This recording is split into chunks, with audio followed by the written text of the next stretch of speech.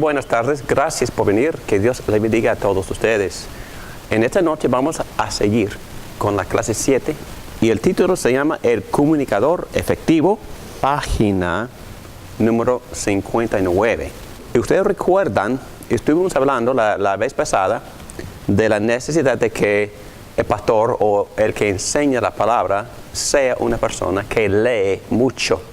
Y defendimos esa posición y el porqué y los grandes beneficios de tener conocimientos de muchos temas en varias disciplinas y áreas de la vida para enriquecer los sermones de pastor, para poner en práctica y para también predicar lo que se llama una cosmovisión completa. Muy bien, en esta noche vamos a seguir con ese tema, pero vamos a tocar la idea de cómo el pastor en este caso, o la persona que enseña la palabra de Dios, pueda tomar todo eso en cuenta cuando escribe un sermón y predica el sermón. ¿Ok? ¿Listos? Oremos. Gracias, Padre, por permitirnos una vez más estar en tu presencia. Gracias por esta porción del cuerpo de Cristo. Te confesamos que nos animamos mucho por estar con nuestros hermanos en Cristo, porque sabemos que estamos compartiendo al mismo Cristo. Gracias por tu presencia. Gracias por iluminarnos. Gracias también por redimirnos y por llamarnos a servirte. Ayúdanos en esta clase, por favor, a hablar bien, interpretar bien la palabra, pero también poner en práctica estos conceptos en nuestras vidas para que podamos madurar y ser mejores siervos tuyos. En el nombre de Cristo Jesús, nuestro capitán y Señor y Rey. Amén. Muy bien, comunicador efectivo. Voy a empezar aquí con el propósito mayor de leer. No es solo aprender nuevas ideas de otros, sino cultivar un estilo y énfasis. Pues es imposible imitar la personalidad de otro, ni es fructífero tratar de hacerlo, porque yo he tratado de hacerlo. Pero al mismo tiempo, el que predica debe probar varios énfasis, estilos, para incorporar los mejores conceptos para él mismo. Cada pastor tiene un tema o mensaje y que lo repite de varias formas y que lo identifica. Este énfasis él puede aprenderlo de otro, pero él se hace dueño de la idea. ¿Me entiendes, verdad? Cuando uno escucha por la radio un pastor que uno ha escuchado por años, se puede identificar un énfasis, un tema, ¿verdad? Quizás tiene una doctrina favorita, un tema favorito, tiene algunas frases que él repite varias veces. Y es bueno porque él ha cultivado cierto estilo y él se identifica. Pero al principio el jovencito, el que está principiando, tiene que empezar a cultivar este estilo. Y la forma en que lo hace, por supuesto, él puede escuchar a otros pastores, pero si solo escucha sermones, se limita mucho. Mejor leer voluminosamente, ¿verdad? O leer muchísimo para que pueda tomar ideas, estilos, énfasis de varios, dominar algunos y hacerlo dueño o hacerse dueño de cierto énfasis para él mismo. No es tan difícil identificar el tema de los que publicitan sus sermones. Y bueno, yo he puesto aquí en mis notas un listado de temas, de lemas. Y yo puedo poner un nombre al lado de cada tema o lema que yo les voy a leer ahora.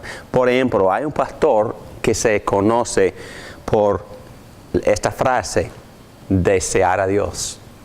Quizás todo el mundo sabe quién es. Y tiene un website que se llama Deseando a Dios. Y todos sus sermones, él habla de esto, el gran deseo que debemos tener para nuestro Dios. Otro pastor tiene como lema, usted es peor de lo que pensaba, pero es más amado de lo que pudiera imaginarse. Él repite esa frase, ese refrán en casi cada sermón por 35 años. Y yo puedo darle su nombre. Y también hay otro que dice, usted busca la satisfacción en miles de ídolos, pero se encuentra solo en Cristo. Él de alguna forma u otra predica ese tema todos los domingos. Y también hay otro que dice, el Padre ya no está enojado contigo. Él hizo famoso ese tema cuando predicaba en Key Biscayne por 17 años. Se llamaba Steve Brown.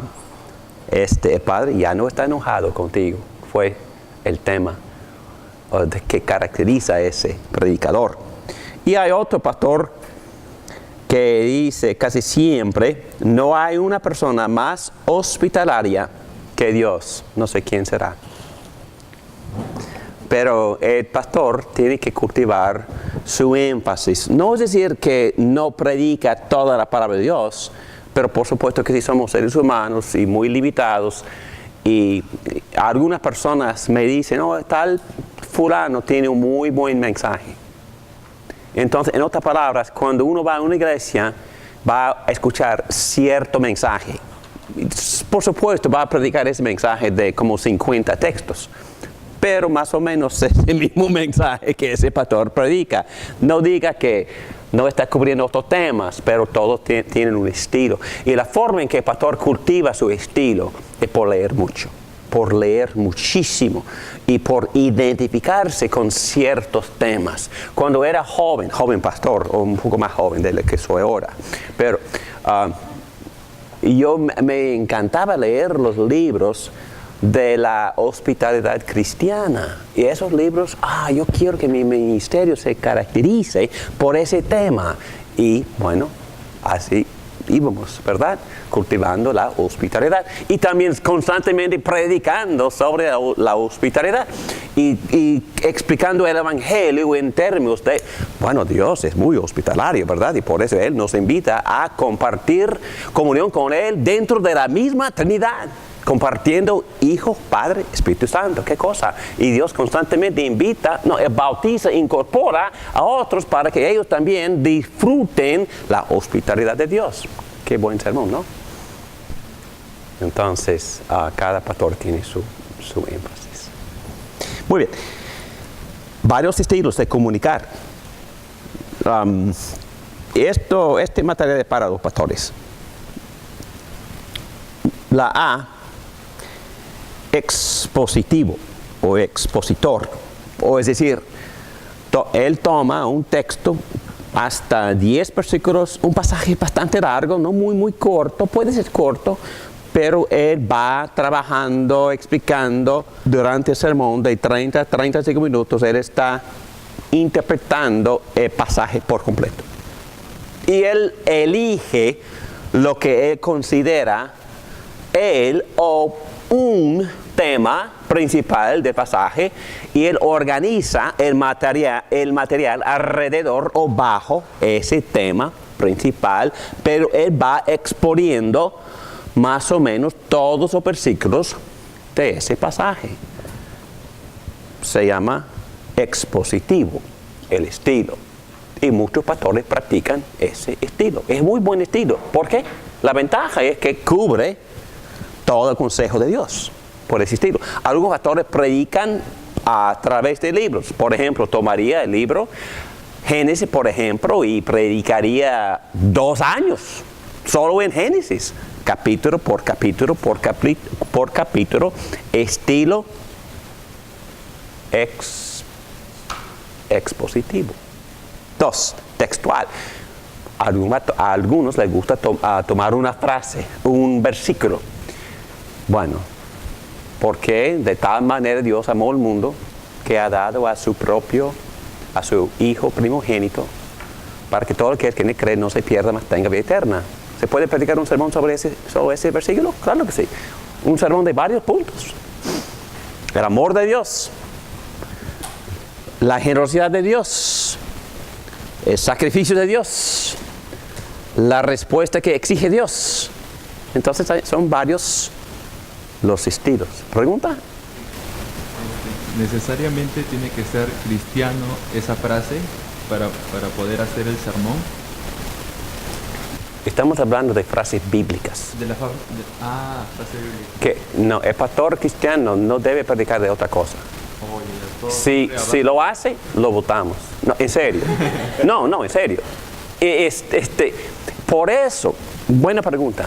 Porque las iglesias que toman en serio lo que enseña la Biblia en cuanto a la disciplina de la iglesia, y aun en esas clases, son dos cosas principalmente que la iglesia debe o debería disciplinar.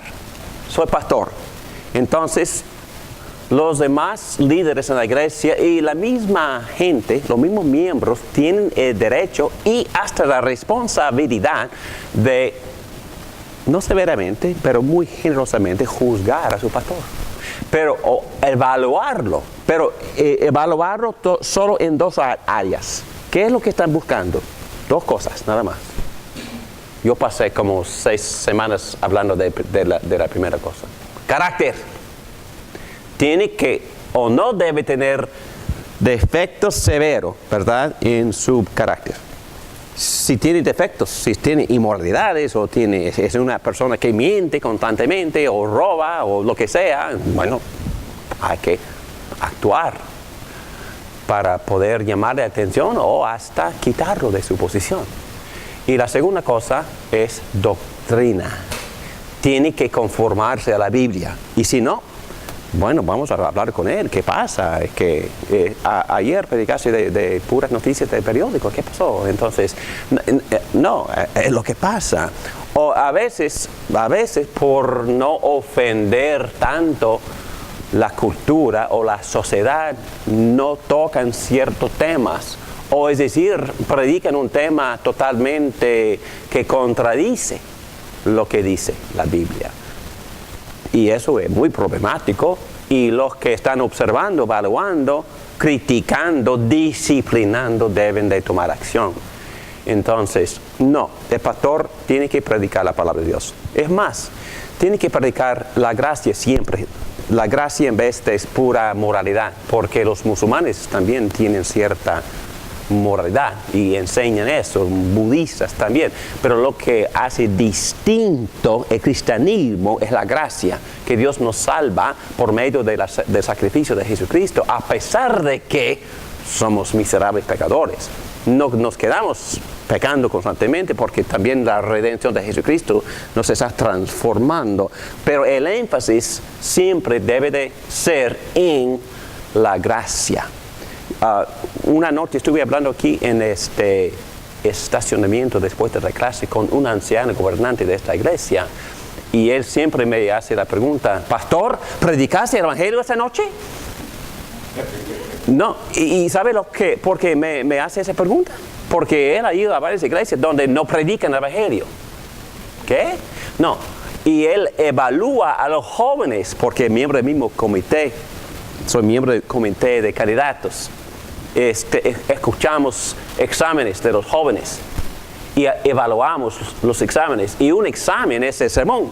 El joven tiene que presentarse y predicar un sermón, y primero leemos el sermón, y yo tengo la responsabilidad de juzgar el sermón del joven, y él también leyó el mismo sermón, y yo pasé el joven y que le di una buena nota, y este hombre me dijo: no vi el evangelio en ese sermón. ¿Qué? En otras palabras, es fácil, creo que yo lo he hecho, pero me arrepentí, de empujar a la gente a portarse bien. Eso no es cristianismo. No es cristianismo. ¿Quiero que la gente se porte bien? Claro que sí, pero ¿cómo? ¿Cómo motivamos a la gente a portarse bien? La gracia. Saber que soy peor de lo que pensaba, pero que soy más amado de lo que pudiera imaginarme. ¡Wow! ¡Wow! Dios me ama a pesar de toda esta suciedad. ¡Oh! Increíble. Él murió por mí para que yo nunca tuviera que ser castigado por mis pecados. Increíble. Eso me motiva. Y ahora quiero vivir para agradarle. ¿Me entiende? Entonces, la gracia es lo que motiva. Y si Pedro: pórtate bien, por favor, es que yo te vi pecar, pues Pedro, tomas demasiado, arrepiéntete. ¿Eso te motiva? No, para nada. Quizás vas a ir a actuar peor, yo creo, porque eres un gran rebelde, ¿no? Y es lo que, no, en serio, el apóstol Pablo enseñó eso en capítulo 7 de los Romanos, que si predicamos pura ley, creamos rebeldía. Rebeldía. No me entiendan mal. Yo deseo que todos viven puros y santos. Pero ¿cómo es la palabra? ¿Cómo predicamos hasta que la gente quede motivada a vivir vidas de pureza y santidad? Gracia. Entonces evaluamos a los pastores por su doctrina. ¿Predican la gracia? ¿Predican el evangelio? ¿Predican la Biblia? ¿O predican noticias? ¿O predican la cultura? ¿O predican una moralidad? Dos, están viviendo lo que están predicando. Dos cosas. ¿Okay? Y nadie es perfecto, no estoy diciendo eso, y juzgamos con generosidad porque todos somos pecadores, pero si hay una tendencia consistente, constante y grave, hay que dirigirse a eso. Tópico, algunos, y yo también, yo no deseo predicar el libro de Romanos, no quiero predicar 12 capítulos o 16 capítulos de este libro. Yo deseo predicar sobre la providencia de Dios. ¿Ok? Y a lo mejor yo elegiría 5 pasajes donde Dios está en control. Quizás predicaría como la tercera parte de Génesis, pero predicando sobre un tema, providencia, como Dios había guiado a José para cumplir con sus propósitos, como Dios había manipulado los pecados de los hermanos de José para salvar el mundo. Ese tipo de sermón me encanta. y como Dios había, bueno, entonces, o infierno, mejor el cielo. Es que si iba a predicar sobre el cielo, yo creo que tomaría de, quién sabe, de Eclesiastés 3, de Juan 14, de 2 Corintios 5, de 1 a Tesalonicenses 4 y de Apocalipsis capítulo 21. Y predicarías un sermón basado en como 6 textos. Eso se llama sermón tópico. ¿Cuál es el tópico? El cielo. Bueno, no critico, porque el primer sermón evangélico de Pedro fue un sermón tópico. El primer sermón, la resurrección de Jesucristo, basado en la Biblia, en el Antiguo Testamento. Él predicó resurrección basado en el Antiguo Testamento. Increíble. ¿Qué cosa? 3 textos usó. Salmos 110, solo versículo 1. Joel, hablando del Espíritu Santo que estaba activo en ese mismo día. Salmo 16, que habla explícitamente sobre la resurrección del santo fiel de Dios, Jesucristo. Entonces él tomó 3 textos hablando de la eternidad de Jesucristo, hablando de que Cristo era divino en Salmo 110, hablando de la resurrección de Jesucristo en Salmo 16, hablando de que Jesús había dado al Espíritu Santo en ese mismo día, y por eso todo el mundo estaba muy entusiasmado y hablando en lenguas y predicando con denuedo y todo eso por la presencia del Espíritu Santo, que fue profetizado en Joel 2.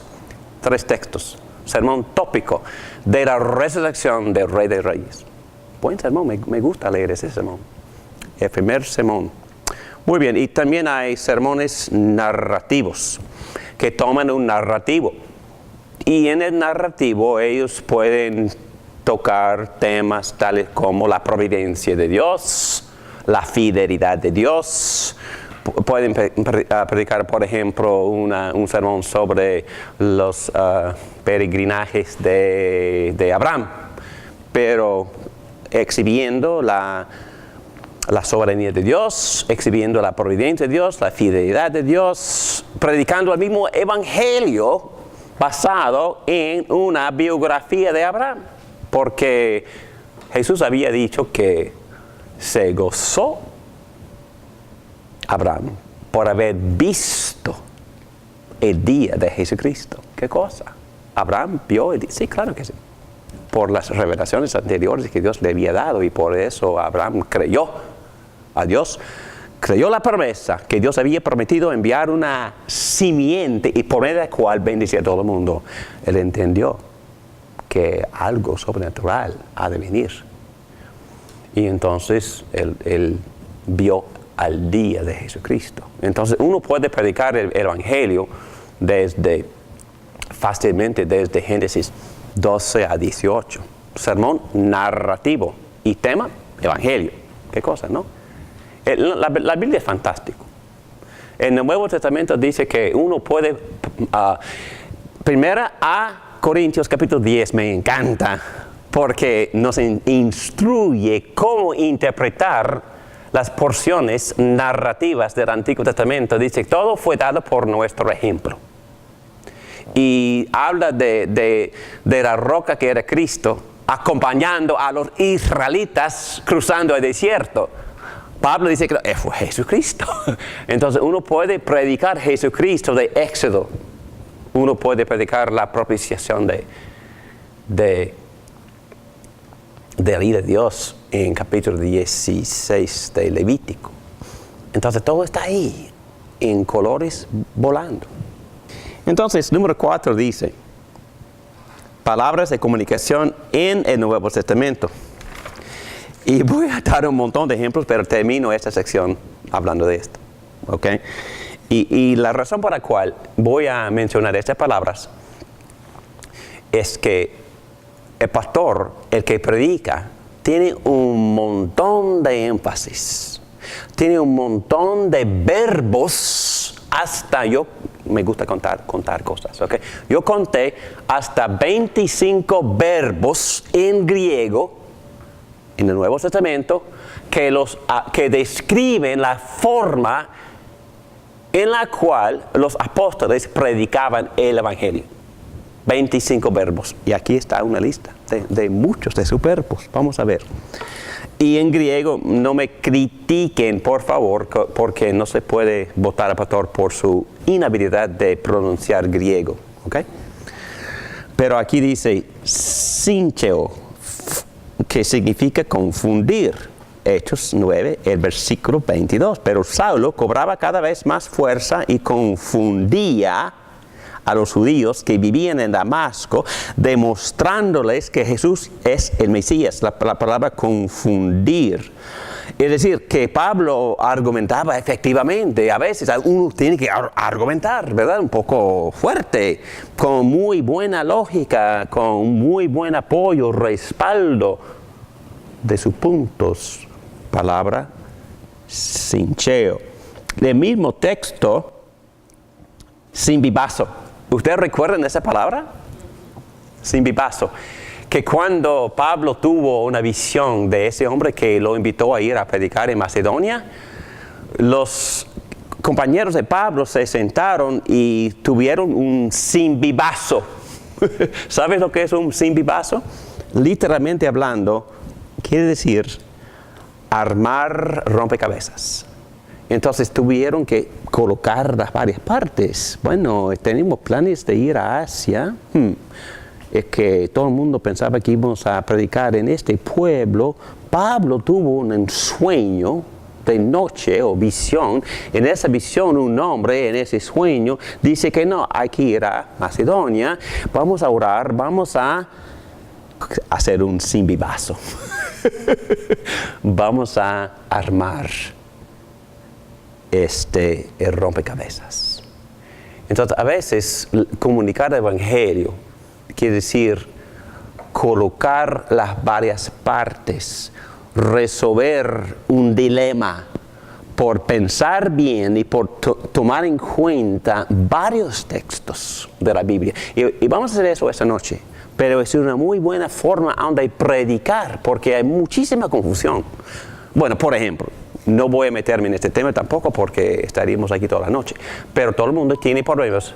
Hasta yo tengo problemas en entender, porque es un gran misterio la manera en que Dios decreta y controla por este lado y nunca viola el libre albedrío del hombre. ¿Qué cosa? ¿Cómo es?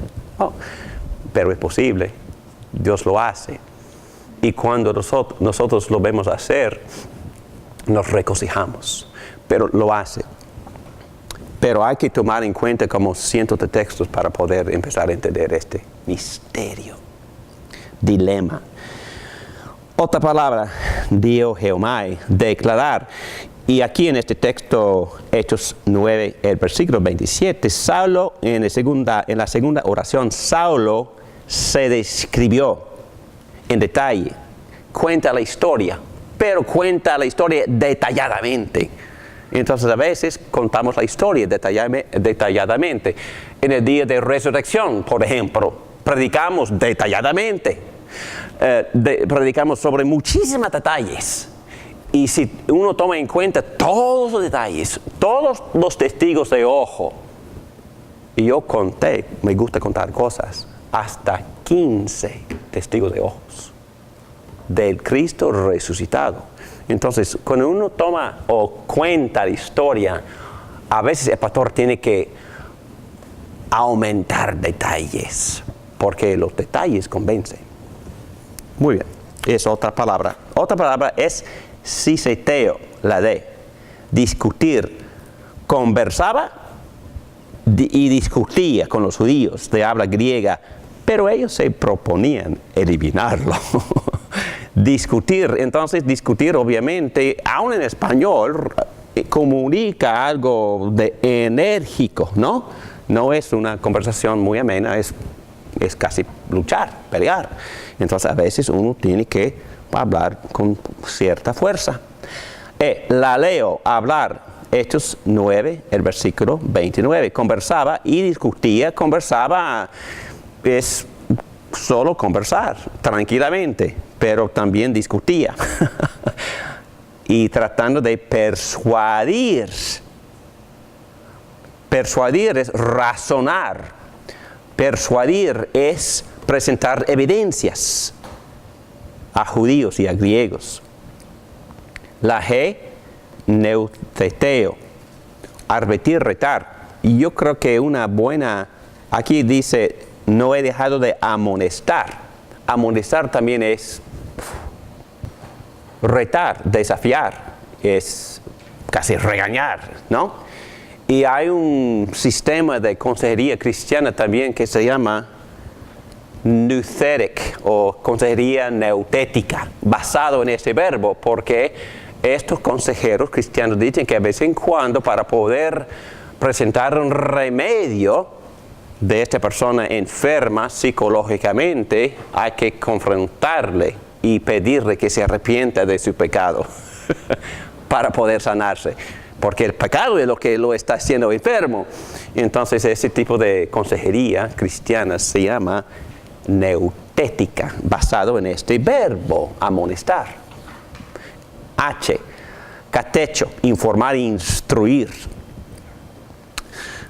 Obviamente, otra vez es pura enseñanza formal, pero no muy enérgica, que también, yo creo que es la palabra muy frecuentemente usada. Dice, me gusta esto, rogar, pedir. Segunda a Corintios, el capítulo 5, el versículo 20. Así que somos embajadores de Cristo, como si Dios los exhortara a ustedes por medio de nosotros. En nombre de Cristo les rogamos que se reconcilien con Dios. ¡Wow! ¿Es apropiado que el pastor ruegue? A veces, aun en el mismo contexto de la consejería cristiana, he rogado a la persona a que se arrepintiera porque estaba en peligro de perder muchas cosas. Y la persona no quiso escucharme, y por eso me arrodillé para rogarle, por favor. Entonces, es muy apropiado, y aún en el contexto de predicar la palabra, si la gente se pone terca, es muy apropiado. Por favor, que se reconcilien a Dios y dejen de pecar. Entonces es apropiado rogar, pedir con cierta energía. ¿Sí? Estas palabras que están listadas, A, B, C, D, ¿eso qué vienen siendo? O sea, ¿eso es para que el pastor hable de ese tema o para que las tenga? No entiendo mucho el punto 4. Buena pregunta. Estoy presentando este listado de verbos para que el pastor se dé cuenta que tiene varias formas por medio de las cuales él puede predicar el evangelio. Conversando, dialogando, hablando con tranquilidad, contando una narrativa, a veces amonestando, a veces, ¿me entiendes? ¿Okay? Exhortando, rogando, consolando, animando. Y digo, voy a decir al último, y le voy a decir ahora, que todo basado en la gracia. Aun cuando el pastor tenga que predicar fuerte, amonestando, basado en la gracia. Siempre basado en la gracia. Si siguen así, pecando así, es que vas a morir.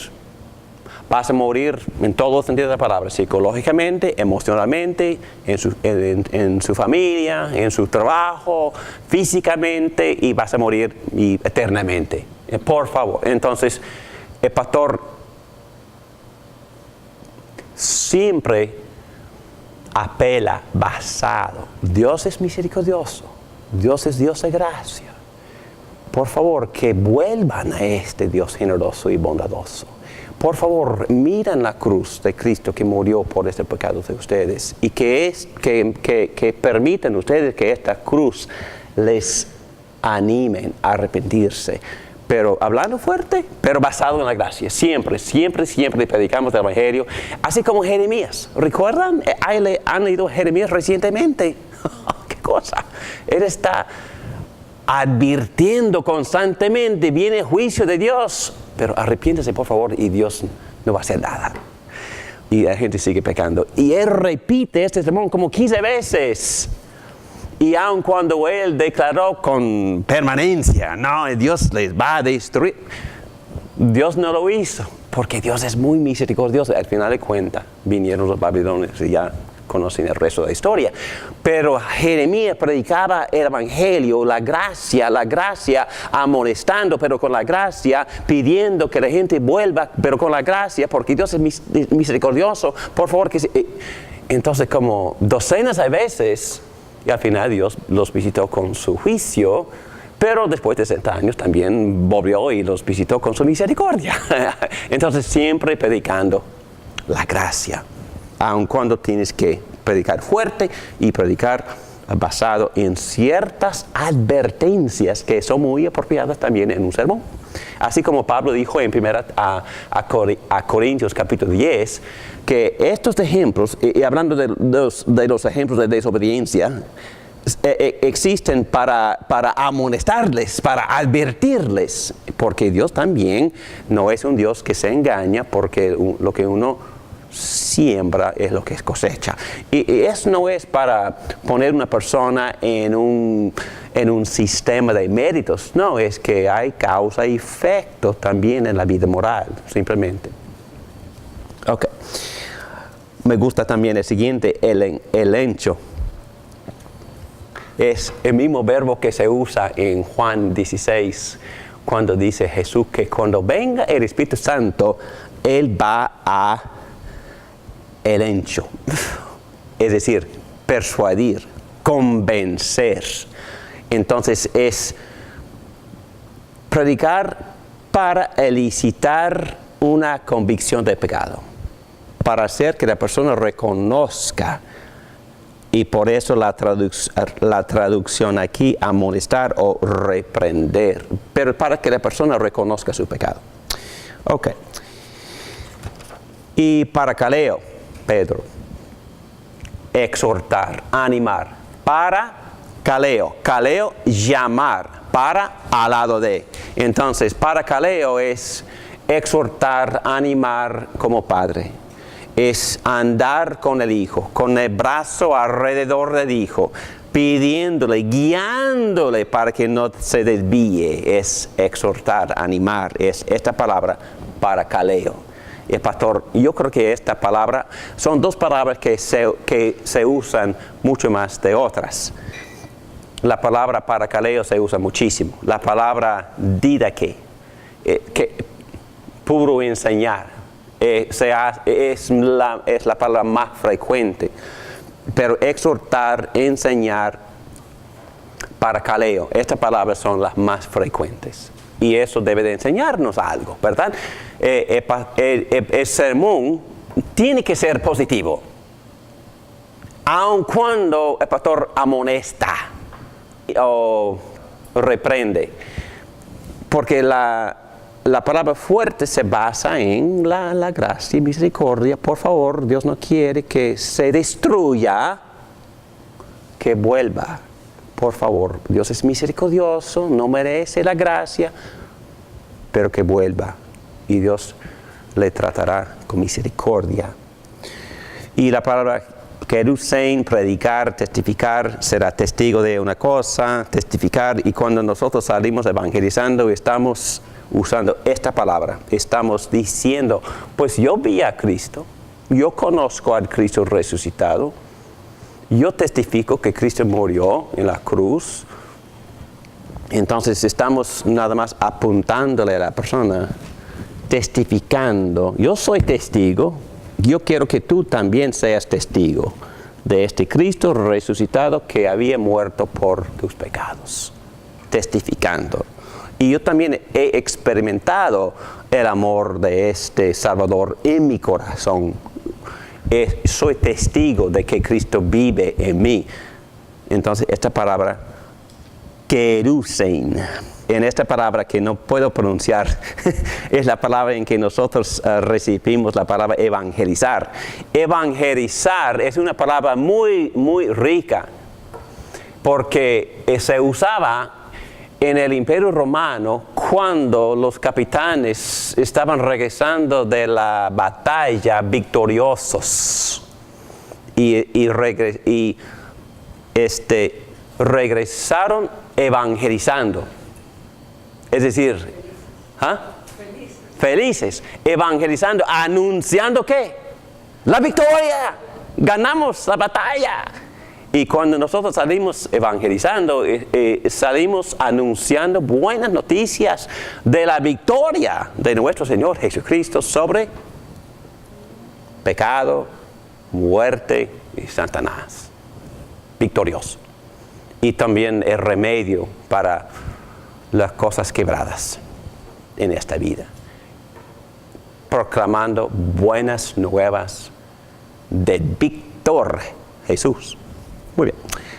Paithean, instruir en lo básico, a fin de que el siervo de Dios esté enteramente capacitado para toda buena obra. El versículo anterior, instruir. Epanortosin, corregir también, a fin de que el siervo de Dios esté enteramente capacitado, pero en el versículo anterior habla de reprender y corregir. Corregir. Muy bien. Entonces, pregunta para pensar, ustedes deben estar pensando en esto. ¿Por qué es importante que el pastor lea otros libros y no solo la Biblia? ¿Por qué es importante que el pastor sepa algo de la psicología y sociología? ¿Por qué es importante que el pastor varíe su metodología en presentar el sermón? Muy bien.